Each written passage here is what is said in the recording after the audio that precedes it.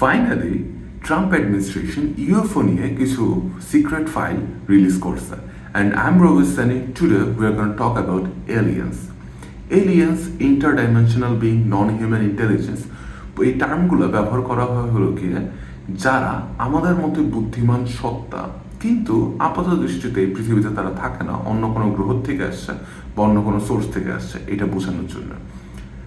এখন এই টার্মটার সাথে আপনারা অনেকেই পরিচিত, কারণ আমরা মুভি, আমাদের অনেক সায়েন্স ফিকশন এসবের মধ্যে আমরা দেখে থাকছি যে হ্যাঁ অন্যান্য গ্রহের প্রাণী আসলে এক্সিস্ট করতে পারে, কিন্তু আমরা আসলে সামনাসামনি মোস্ট অফ দ্য মানুষ দেখি না এবং আমাদের নর্মাল লাইফের এতে কোনো এফেক্টেড হইতো না। কিন্তু ট্রাম্প অ্যাডমিনিস্ট্রেশন এই ইনফরমেশন রিলিজ করার ফলে একটা নতুন মোমেন্টাম তৈরি হয়েছে, যার মাধ্যমে আস্তে আস্তে আরও অনেক ইনফরমেশন আমাদের সামনে আসবে যেটা আগে কখনো আসে নাই। এবং এই ইনফরমেশনগুলো এতটাই ইম্পর্টেন্ট যে আমাদের কারেন্ট যে বিলিফ সিস্টেমস আছে, রিলিজিয়ান্স, পলিটিক্স, এই সবগুলোকে চ্যালেঞ্জ করতে পারে। তাই this is গনা be a wild ride. So এখন আসলে কি করা যাইতে পারে এটা নিয়ে?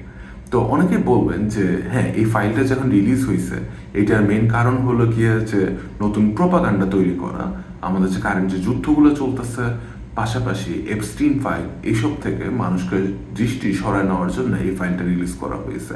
অ্যান্ড আপনি সঠিক রাস্তায় আছেন, কারণ মডার্ন সিভিলাইজেশনে ইউএফও এই কালচারটা শুরু হয়েছে 1947-এ রসওয়েল ইনসিডেন্টের মাধ্যমে। প্রায় ৭৯ বছর পর এই ইনফরমেশনগুলো আবার মানুষের সামনে আসার কি কারণ, এইটা আসলে বোঝাটা খুব দরকার। কারণ এটা যদি আমরা না বুঝি তাহলে আমরা একটা বিশাল বড় লেভেলের মিসগাইডেড হওয়ার সম্ভাবনা আছে। সাইকোলজিক্যাল অপারেশন বা সাইঅপ বলতে একটা ব্যাপার আছে, যেটার মাধ্যমে কারেন্ট সোসাইটি আমাদের মাথায় একটা ন্যারেটিভ ঢুকায় এবং ওইটা দিয়ে আমাদের কন্ট্রোল করার চেষ্টা করে। তো this is gonna B a very controversial topic. কিন্তু আপনারা একটা জিনিস মনে রাখবেন, যেহেতু প্রথম ফাইল রিলিজ হয়েছে অ্যান্ড বাই 2027 আপনারা এক্সপেক্ট করতে পারেন যে আমরা আরও অনেক ইনফরমেশন পাবো যেগুলা আমাদের পুরান যে চিন্তাধারা আছে, ভাবনা আছে, সবগুলোর চ্যালেঞ্জ করবে।